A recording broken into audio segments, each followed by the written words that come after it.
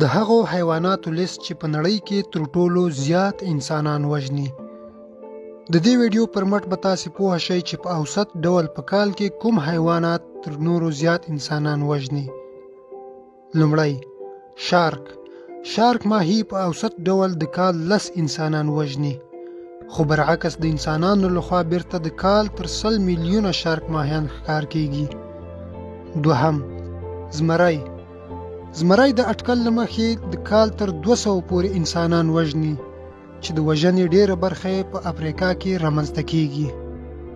دریم فیل په اوسط ډول د کال 500 شاوخوا انسانان وژني. فیلان هغه وخت د انسانانو د مړینې زیات لامل کیږي کله چې د دوی ساحو شاوخوا کې په کلیو باندې برید وکړي، په لارو کې خلک غورځوي او تر پښو یې لاندې کوي.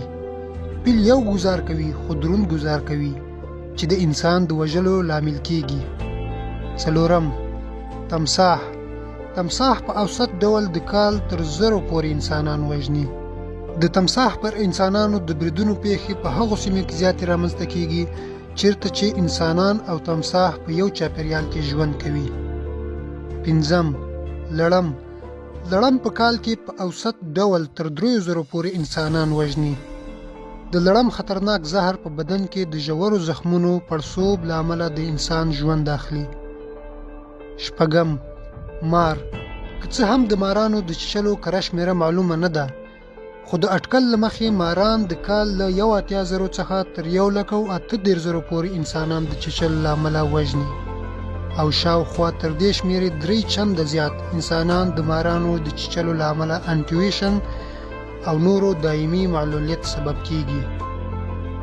شپږم سپی، په حیرانتیا سره سپی د انسانانو دریم لوی وژونکی حیوان بلل کیږي.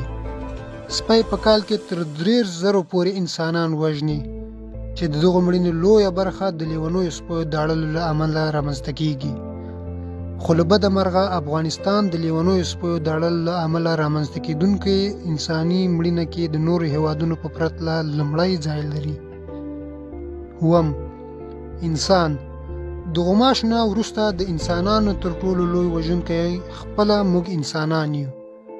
د اټکل له مخې انسان په کال کې تر 4,01,000 پورې نور انسانان وژني. اتم غوماشی، د کال تر 9,00,000 پورې انسانان وژني. تر لویو جګړو وروسته غوماشی د انسان تر ټولو لوی وژونکی حیوان بلل کیږي. دا حشره 2.5 ملي ګرامه وزن لري، چې په نړۍ کې تر 110 ټریلیونه پورې اټکل شوی.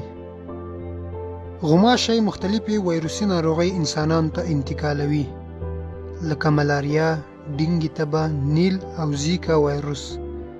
دا یوازې انسانانو ته نه بلکې په مختلفو حیواناتو کې هم موندل شوي. د معلوماتو له کتلو او اوریدلو نړۍ مننه. کوم معلومات خوښ شوي وي له خپلو دوستانو سره هم شریک کړئ.